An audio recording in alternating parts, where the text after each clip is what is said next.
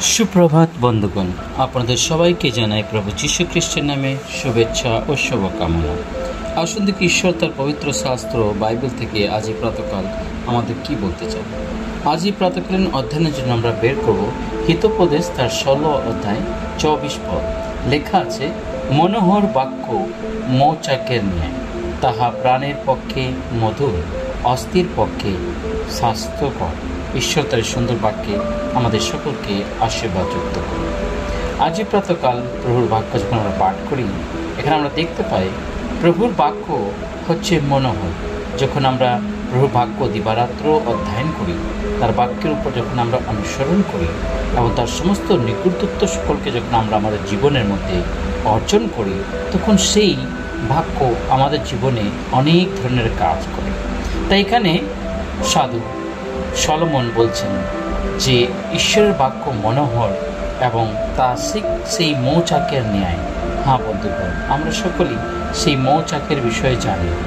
তার দ্বারা তার যে সেটা আহার করলে বা সেটা গ্রহণ করলে পরে আমাদের জীবনে অনেক প্রাণের পক্ষেও মধুর এবং অস্থির পক্ষেও স্বাস্থ্যকর। সেটা দ্বারা আমরা অনেক সুস্থতা লাভ করতে পারি এবং সেটা আমাদের জীবনে গ্রহণ করি যদি সাথে আমাদের অনেক রকমের রোগ আমাদের জীবন থেকে দূর হয়ে যায়।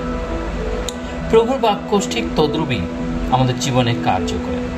হ্যাঁ বন্ধুগণ, আজ এই সময় আমাদের জীবনে চিন্তা করা দরকার যেন আমরা সেই বাক্যকে, প্রভুর বাক্যকে যেন মনোহর রূপে যেন গ্রহণ করতে পারি।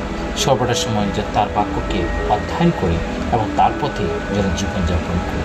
তার দ্বারাই আমরা সুস্থতা লাভ করতে পারি। তার দ্বারাই আমরা আমাদের জীবনের সেই সমস্ত অস্থির পক্ষে স্বাস্থ্যকর জীবনযাপন করতে পারি। হ্যাঁ বন্ধুগণ, যদি আমি এবং আপনি যদি জীবনে সুস্থ সবল যদি থাকতে চাই, তাহলে ঈশ্বরের বাক্যতে সর্বদা যেন আমরা ধ্যান করি এবং তার সঙ্গে সঙ্গে আমরা জীবন কাটাই।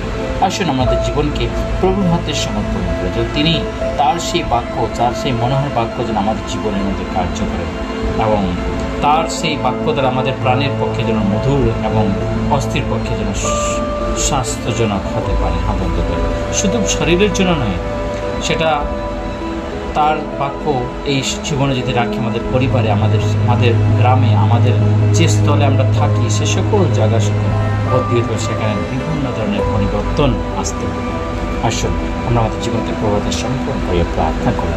পবিত্র বাহিনীর সদা প্রভু তোমার মহান ধন্যবাদ করি আজকের সুন্দর প্রাতকালের জন্য। প্রভু এই প্রাতকে নিয়ে সারা দিন তোমাদের সঙ্গে সঙ্গে থাকবে, সমস্ত অমঙ্গল দেবরাত্ম রক্ষা করো। তোমার পবিত্র আত্মাকে তোমাদের পরিচালনা করো, প্রত্যেকটি পাপ অন্যায় ক্ষমা করো। এই ক্ষুদ্র প্রার্থনা করতে মুক্তি প্রভু যীশু খ্রিস্টের নামে চাই, আমিন।